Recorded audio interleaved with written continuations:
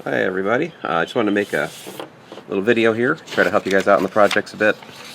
Um, so this would hopefully have been the last 10 minutes of class if I hadn't lost track of time. But anyway, so Project A, as I was mentioning in the announcement earlier today, set S, case number 1, Roman numeral 1 here, should be 0011.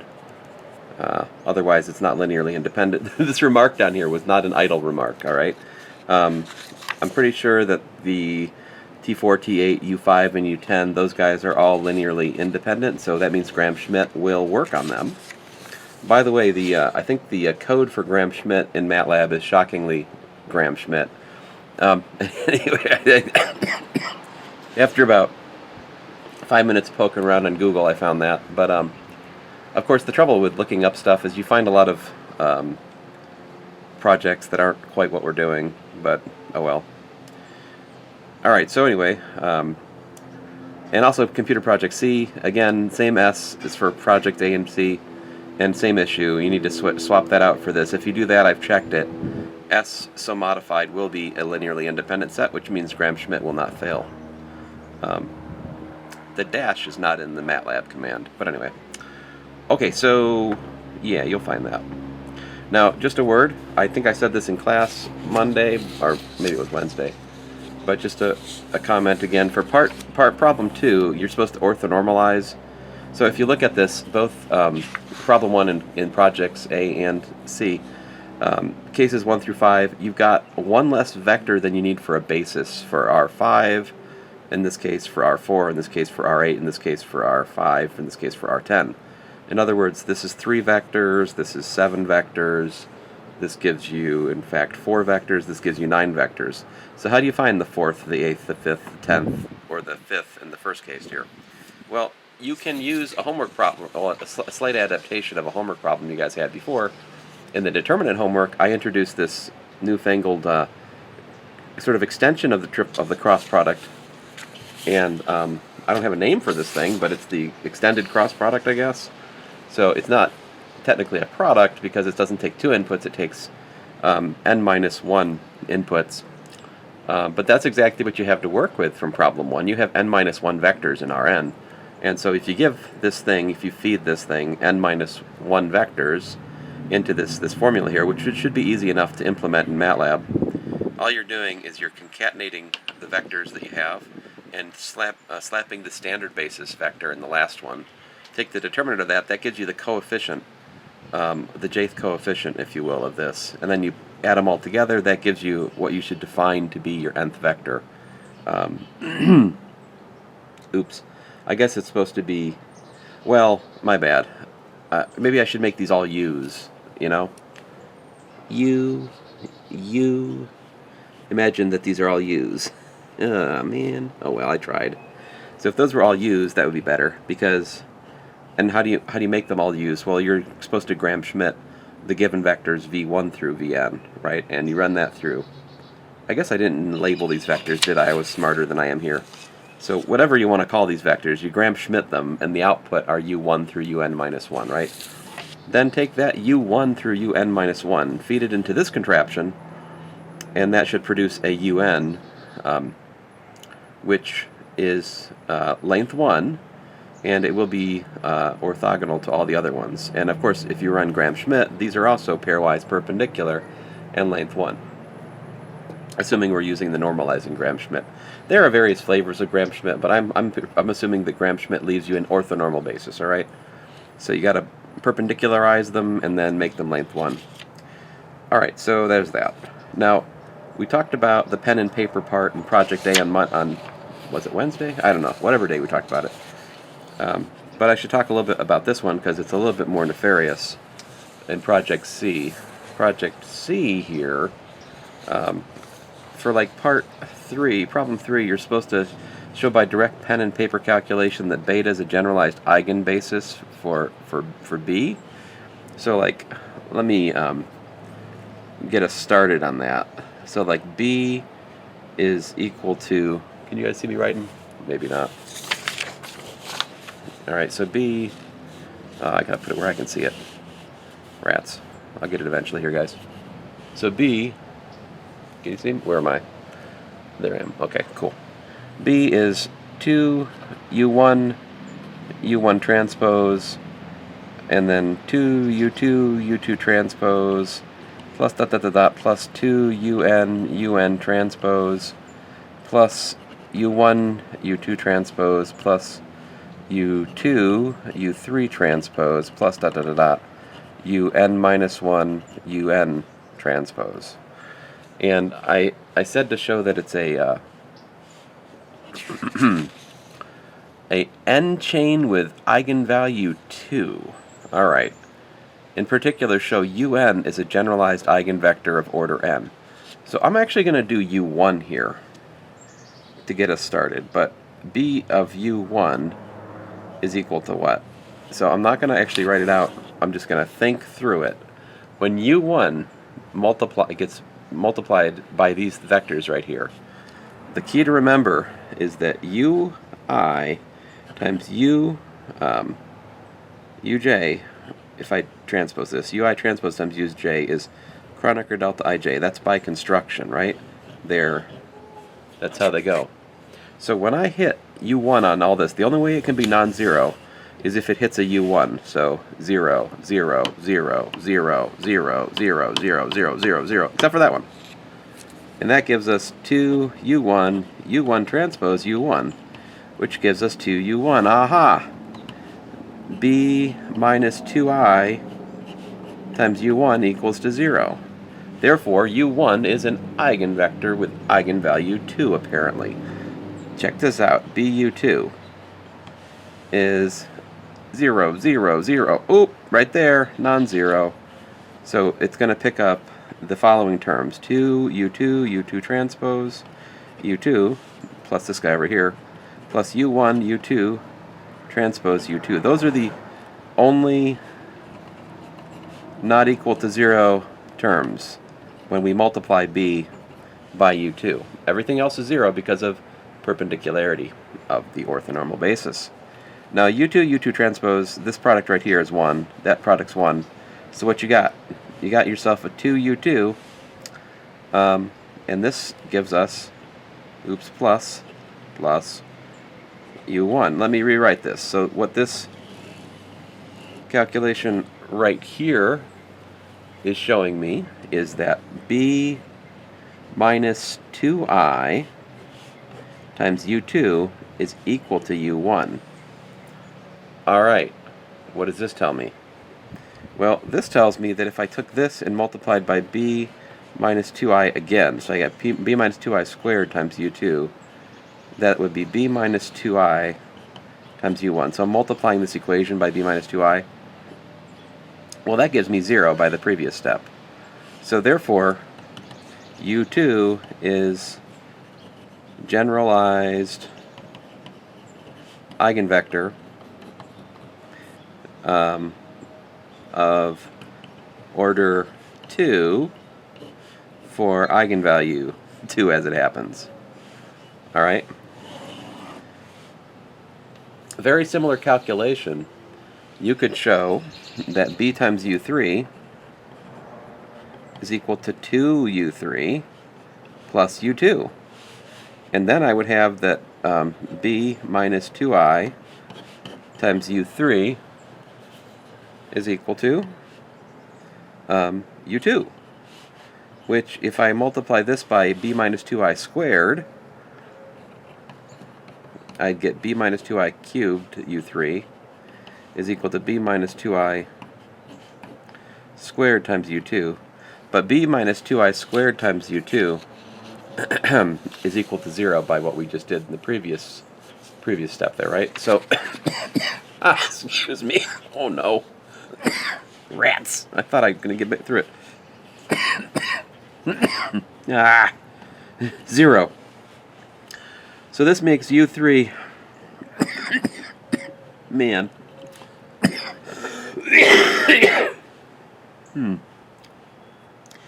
u3, a generalized eigenvector, order 3 for eigenvalue lambda equals to 2. And so what you'd have here is like u1, u2, U3 is a 3 chain with lambda equals to 2. All right. So this is what's meant by a generalized eigenvector of order n. This is a generalized eigenvector of order 3 that does this. A generalized eigenvector of order 2. There's a let me show you where in the notes this appears. And well, at least it appears here. I haven't had a chance to fully review my notes, guys, at the moment, but I'm just doing the best I can with the time I have. Trying not to let perfect be the enemy of good here today. So on page 284, right here, proposition 8.84, I say, suppose A has a chain v1, v2, vk of generalized eigenvectors with eigenvalue lambda. And then I tell you what that means. Alright, so here's what it means. Listen, we're going to have whole lectures on this, but your computer projects do sooner than that, so I'm just trying to help you get through this here. A minus lambda times v1 equals to 0. So v1 is an eigenvector with eigenvalue lambda. And then A minus lambda vk minus 1 is equal to vk for each k greater than or equal to 2. So that's what makes it a chain. But if you study what this means, this will imply that, like, A minus lambda, let's see here if I can get it right,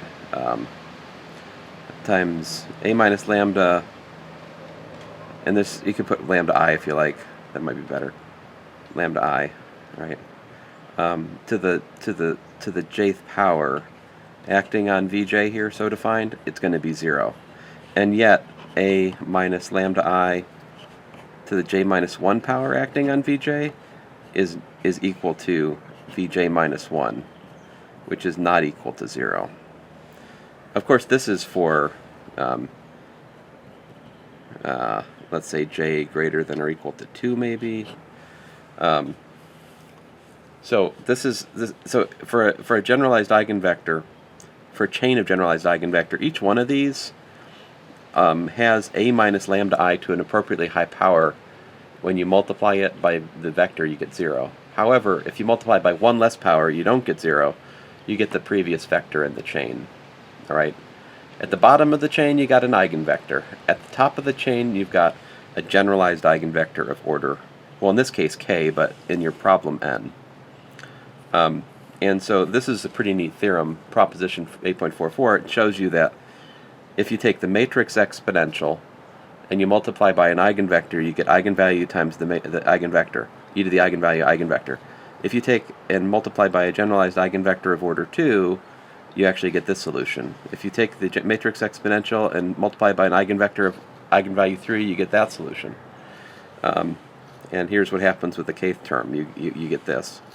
Now, the proof is down here, and it's all based on, exactly the algebra we were just looking at. Like here I have, worked out A minus lambda I squared on V2 is 0, A minus lambda I squared on V3 is equal to V1. Oh, man.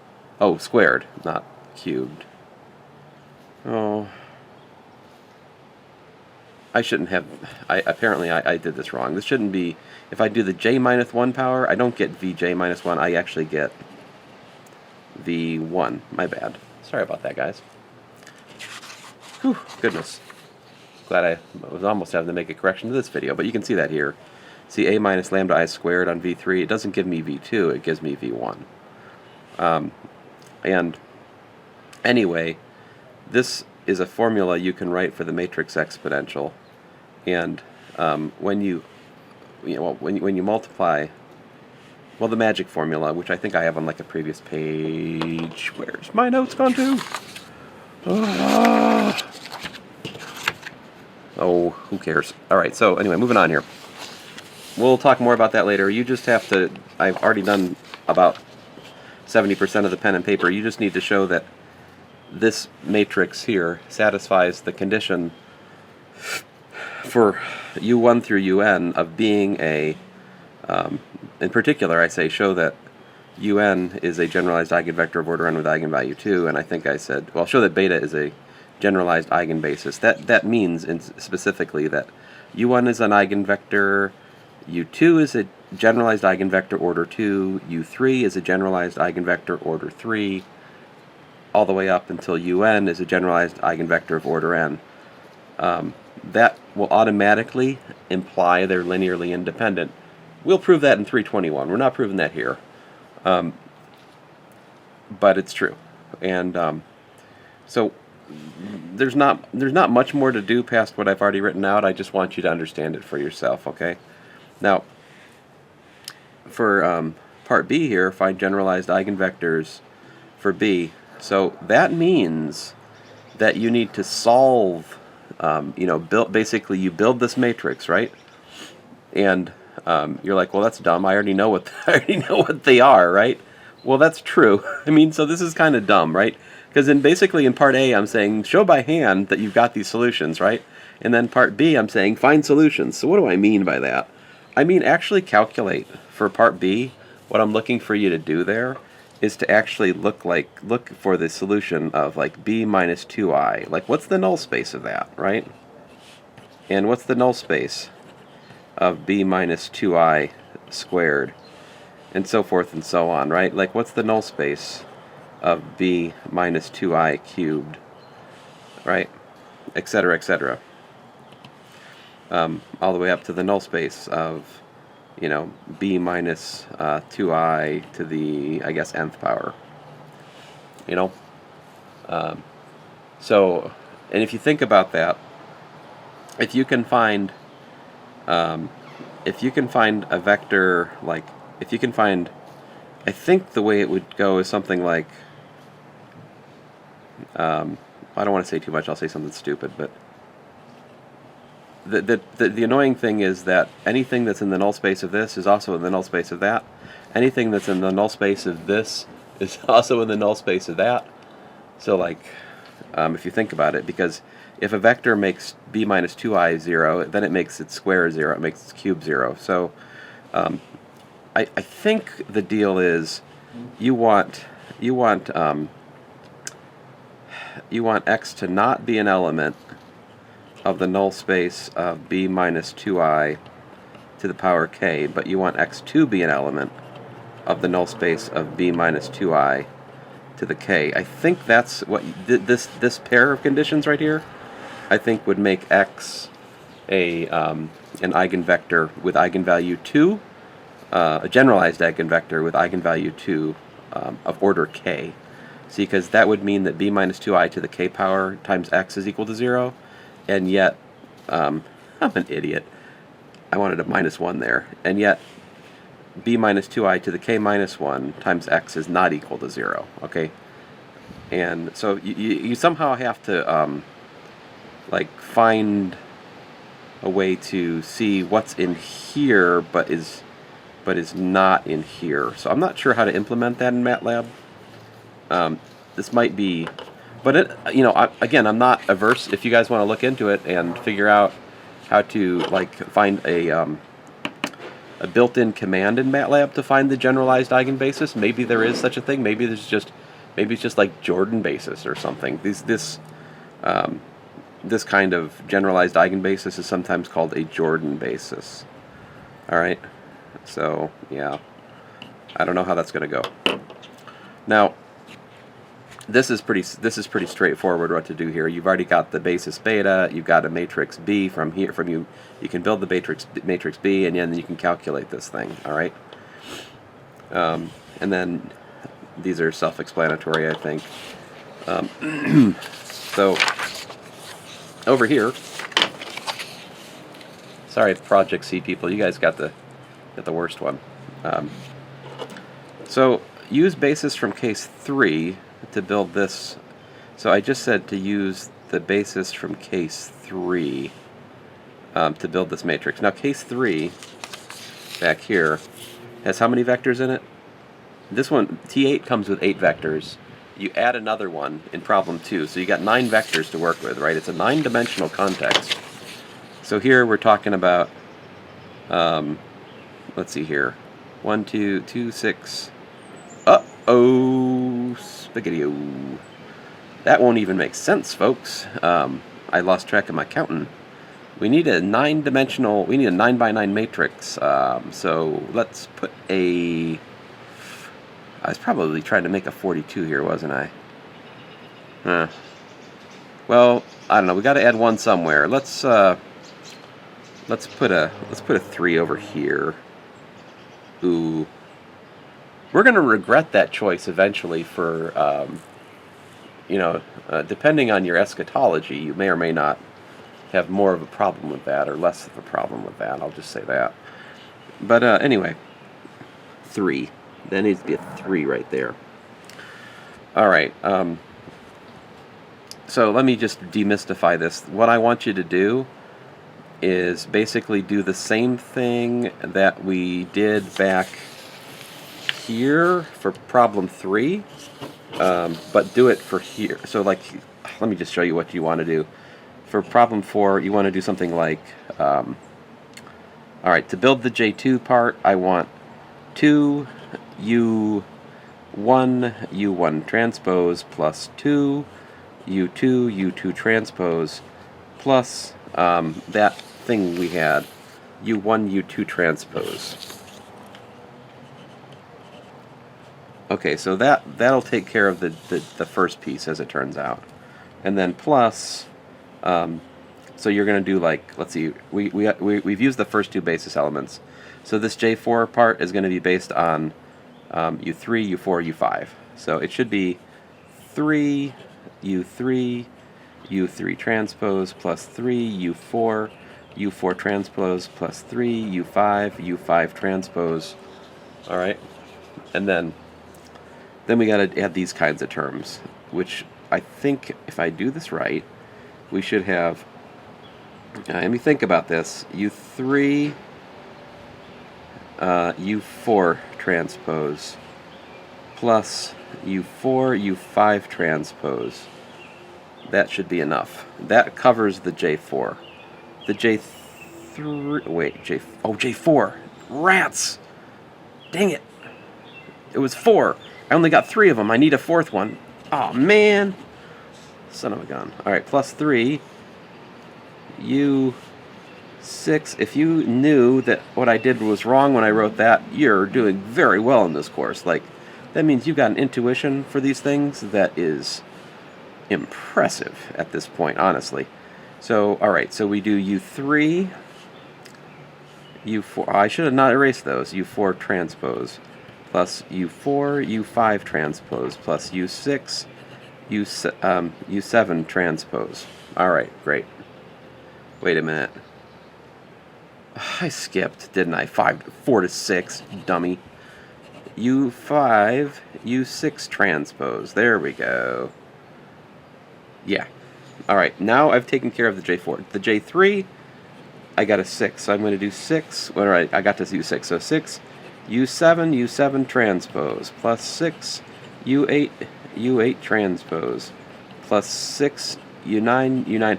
So you guys are lucky. I haven't gotten to this material yet. I would have made you figure this out for yourself, but we haven't gotten to it yet. So since I have this due before we cover this in class, I have to do it for you, basically. Here, I'm doing it. This was supposed to be an interesting problem. I'm undoing it all for you.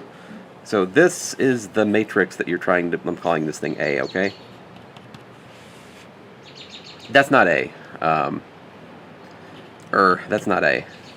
The point is that when you should get the situation that beta inverse A beta should give you back this matrix J2 2, direct sum J4 3, direct sum J3 6. Now what that means, I'll write it out for you guys explicitly. Sorry if I was off the reservation here at any point. I'm sorry, camera. Strike that from the record. I'm 164th Cherokee. It's allowed. All right, so here we go. Actually, I don't know that. Maybe I am. I don't know, whatever. So, hey, if it works for Elizabeth Warren, why not me? 2210. Actually, did it work for her? I don't know. Then J4. So we get a 3, a 3, a 3, a 3. These, what I'm boxing, are the so-called Jordan blocks. I say it like that because that's my linear algebra professor's accent. That's how he talked. Jordan blocks. Jordan block. There we go. So then you got a 3. Oops, my bad. Its eigenvalue is 6, but it's a 3 by 3. So we do 6, 6, 6. Oops. And then 1, and then 1, and then 0, 0, 0, 0. So this should be a 9 by 9. 2 plus 4 is 6. 6 plus 3 is 9. 9 by 9. The rest of them are 0. That's what you should find if you did this all correctly. Woohoo. Alright, so that's part 4. Yowzers. Bowsers. Cayley-Hamilton theorem. What's the Cayley-Hamilton theorem? So the Cayley-Hamilton theorem, and I should have had you guys do. I should have had all the teams do this one. Cayley-Hamilton theorem says that if you let P of t equal to the determinant of, let's say, ti minus a. All right, so that's the characteristic polynomial. That's the thing you factor to find the eigenvalues. Well, if that's the case, then P of a is equal to 0. Now you might wonder, P of a, what incarnation does that mean? Well, glad you asked. Let me suffer through a short example of this so you can see how it works. I will scan and post these pages I'm writing on, of course. Uh-oh. Uh-oh. I guess I won't do that. I'm out of batteries. Sorry, guys. I'll send you a link to a video with a Cayley-Hamilton. No, I don't have one. I'll just write up an example and show it to you. You can look at my PDF. So sorry, guys. Bye-bye.